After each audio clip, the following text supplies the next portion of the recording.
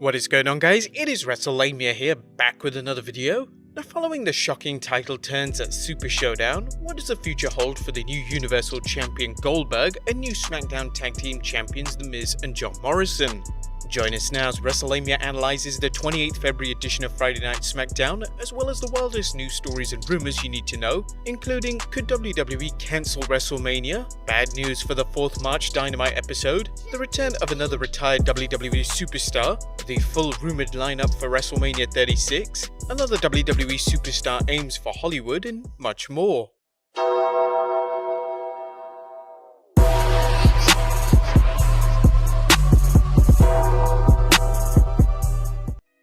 Be sure to subscribe and hit that notification bell for daily wrestling videos. As always for both Raw and SmackDown, we're not going to recap the matches, but just look at the good, the bad, and the downright ugly. As always, we start off with the good as number 1, Homecoming for a Hero. There's no doubt the WWE picked the right venue for John Cena's return to the WWE, with the Chain Gang Soldiers fans in Boston giving him a hero's welcome. Cena took advantage of the crowd's wild cheers, teasing he'd pass on wrestling at Wrestlemania in order to give the full-timers their opportunity, which sounds like a line Vince McMahon asked Cena to say just to stick it to the fans upset with Goldberg's recent win. Of course, everyone was waiting for the lights to dim so we could get the setup for the Fiend vs Cena at Mania, and to be fair, the WWE didn't disappoint. Number 2, a tired trope turns terrific. When referee Jessica Carr started the match off as a tag team bout, it brought back bad memories of the WWE not airing matches during commercial breaks and restarting matches. Fortunately, Lacey Evans, Naomi, Bayley and Sasha Banks didn't care, and they put on an outstanding women's match, once again showing how good tag team wrestling can be, whether it's men or women wrestling. Even better, the WWE used a time-tested tactic of having a contender pin a champion during a tag match. Naomi got some of the momentum she lost at Super Showdown, dropping her match to Bayley, and now looks like a legitimate contender. As for Evans, a potential feud with Sasha Banks could be good if Banks ever starts wrestling on a regular basis. Otherwise, the WWE needs to put Evans up against a new rival. Number 3, nothing but good wrestling. Last night's SmackDown featured some incredible wrestling from start to finish, including the women's tag match, Curtis Axel's competitive showing against Daniel Bryan, Robert Roode's heelish win over Kofi Kingston, and the Usos battling against John Morrison and The Miz. Whilst there weren't many matches on the show, they were all outstanding bouts. Fans may not get 5-star classics from Goldberg, but the company has no lack of talent for the remaining matches. And number 4, booking on the fly. While we don't know all the matches for WrestleMania just yet, stick with us for some rumored bouts, the WWE is starting to fill the card. Whether it was the announcement of Goldberg defending the Universal Championship against Roman Reigns, which still didn't need the title, or the all-but-confirmed match between John Cena and The Fiend, the WWE didn't waste any time last night. They also added what should be a great tag team match at Elimination Chamber for the SmackDown Tag Team Championship, as well as Braun Strowman putting his Intercontinental Championship belt on the line against Shinsuke Nakamura. But that was the good. What about the bad? And you may be stunned by this one, but there's nothing really that we can say that was too bad about last night's episode of SmackDown. It was a good show from start to finish. I guess if we really had to nitpick, we didn't like how The Fiend was pointing to the WrestleMania sign. It's just something The Fiend doesn't need to do. But like we said, that was a real nitpick.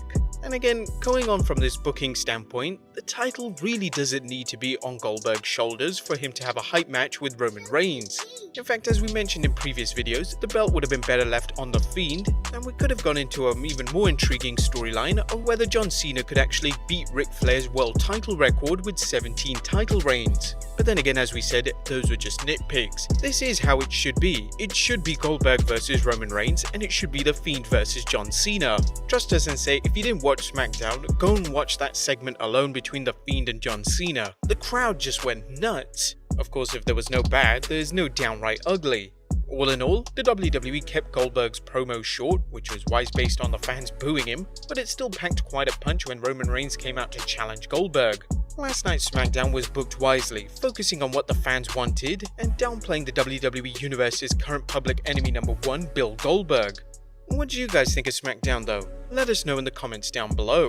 But that was our analysis of SmackDown. Let's move on to the news where the WWE could actually cancel WrestleMania 36.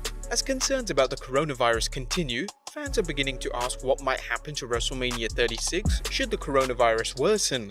As we reported in an earlier news video, New Japan Pro Wrestling cancelled its matches from 1st March to 15th March due to coronavirus concerns. Stephanie McMahon addressed these concerns during an interview with TampaBay.com, saying, "The health and safety of not only our fan base but also our superstars really does come first. We don't want to put anyone in a bad situation ever, regardless of the circumstance. Those are risks not worth taking."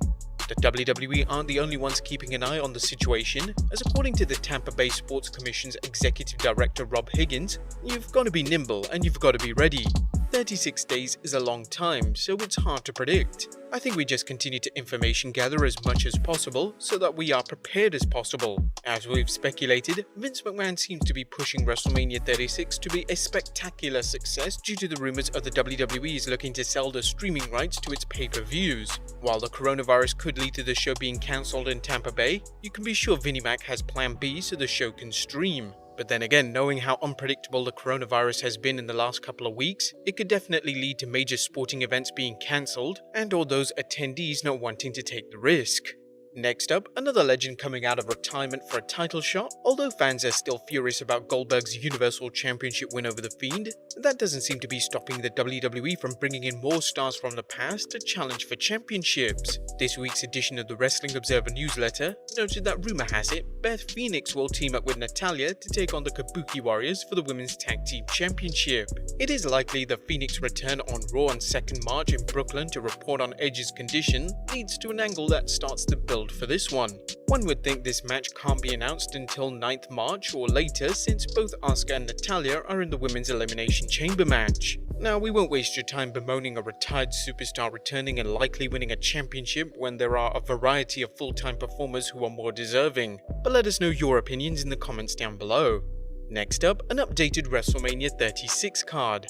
Now that Roman vs Goldberg has been signed for Mania, there are 3 official matches including Brock vs Drew and Rhea Ripley vs Charlotte Flair, and not to mention The Fiend vs Cena all but confirmed. However, according to WrestlingNews.co, the card itself is being filled in. Here's the list so far: Edge vs Randy Orton in a no-holds-barred match, The Undertaker vs AJ Styles, a WWE Women's Tag Team Championship match between the Kabuki Warriors and Natalya and Beth Phoenix, Otis vs Dolph Ziggler, Mandy Rose will play a role including the possibility of being the guest referee, the Andre the Giant Memorial Battle Royal, a WrestleMania Women's Battle Royal, something that really should be changed to the sensational Queen Sherry Memorial Battle Royal, WWE Smackdown Women's Championship.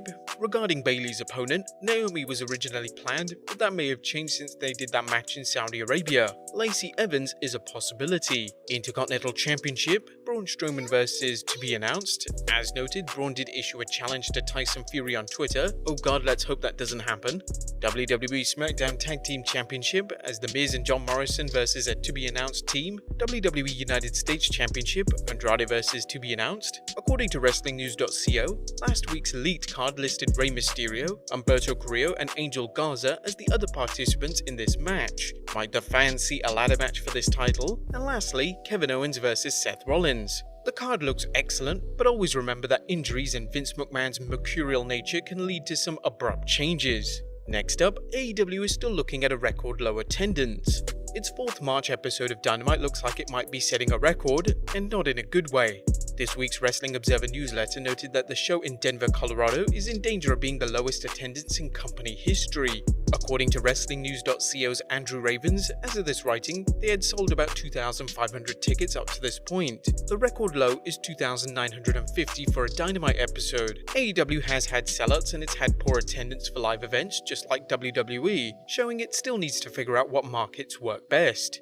Next up, Jeff Hardy is going to be on WWE Backstage. In case you missed the announcement on Smackdown, Jeff Hardy will appear on this week's edition of WWE Backstage. It should be interesting not only for what the charismatic enigma has to say, but how he'll affect the ratings. Next up, another WWE superstar seeks Hollywood fame. It seems like everyone in the WWE wants to be a Hollywood star, as seen by the news that Sonya Deville has signed with Imagine Artist Management. According to Hollywood industry magazine Variety, with the signing, she will now look to expand into film and television roles. Several other WWE stars have found big success on the big and small screen outside of the squared circle, including notable examples like Dwayne Johnson, John Cena, and Dave Bautista. And last but not least, it looks like everyone is chiming in on Bill Goldberg's big win over The Fiend. Former Universal Champion Seth Rollins, who lost to The Fiend at 2019's Crown Jewel event, looked back at his loss and tweeted about what he did wrong. "If only I'd pulled out the jackhammer." But there you have it, guys, our analysis of the 28th February edition of Smackdown, as well as the wildest wrestling news stories and rumors you need to know. Be sure to leave your comments down below, subscribe if you haven't already, follow us on Instagram and Twitter, and I'll see you next time with some more wrestling content.